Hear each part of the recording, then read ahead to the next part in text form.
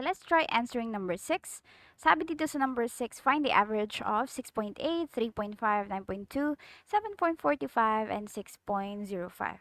Now, what I usually do here is I line them up, nilalagyan ko siya ng parang reference number, and kung ano man kulang doon, yun na yung parang i-solve ko, divide ko by 5, tapos i-add ko lang sa reference number. So, halimbawa, maglalagay ako ng reference number itong, ano bang pinakamadali dito? Itong 6.0 na lang. So, if ang reference number ko is 6.0, ang 6.8, let's say, maglalagay ako dito ng numbers. We have 6.8, 3.5, 9.2, 7.45, and 6.05.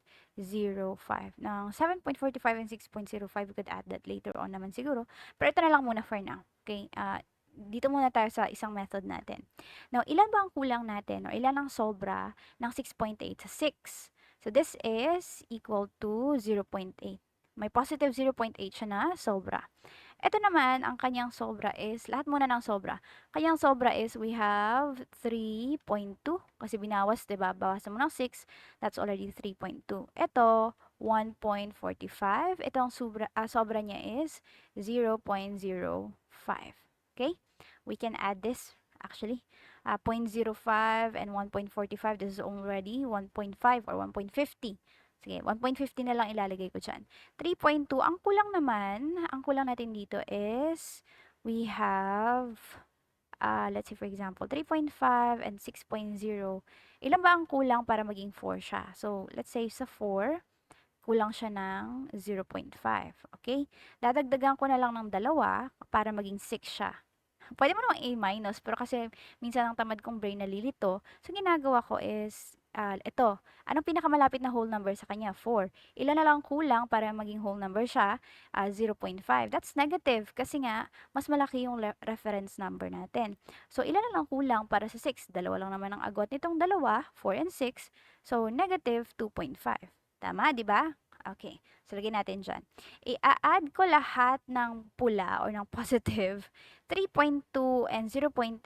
Coincidentally, itong mga sakit ng mga examiners natin number tricks lang ang kanilang ginagawa. 3.2 and 0.8, this is already 4. Okay? A total of 4 na yan siya. Buong number siya. Ito, buong number din. Ang problema nga lang, pag i-add natin to, this will become, ilan ba to? 4 and 5.50. Tama ba? 5.50. Tapos, babawasan pa natin ng negative 2.5. Sige, lagyan natin ng blue. 2.50. Okay? Ilan ang matitira? This will already be 0. Ayan, 0 na yan siya. And then ito, 5 minus 2, this is 3. Okay? Tatlo yung excess natin. Ito yung masasabing excess or net natin. Alright? Excess or net. 3. Okay? Ang reference natin is 6. Therefore, kapag may sobra siya, tingnan mo yung sa choices natin. Hindi naman pwedeng 3 nga lang ang sobra, tapos 66 ang sagot nyo. Hindi pwede yan. Okay? So, ito, hindi na to sagot. Right? Hindi rin naman ito kasi nga may excess siya. Hindi na 6 yung sagot niya and hindi rin naman ito. So, kahit na hindi mo isolve, alam mo na yung sagot na 6.6. Pero kung gusto niyo talaga malaman bakit 6.6 yan siya, yung 3 na sobra, i-divide natin yan siya sa 5 kasi 5 numbers. Okay, hahatiin nila yung sobra. Yung sobra niya, let's say for example, we have 3.0 divided by 5. This is the traditional way, the conventional, the long method of division. So we have 30, 6 natin yan. Pero may point siya kasi mas malaki yung 5 kaysa sa 3. So this is already 30, 0. Okay, this is 0.6. So magdadagdag ka plus. Okay, again, magdadagdag ka ng 0.6 or 0.6. Alright?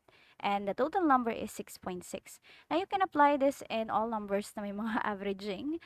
Depende sa situation ha. Pero this is just one of them. So, siguro ilalagay ko to as a separate na lang. So, isang problem lang siya for one video.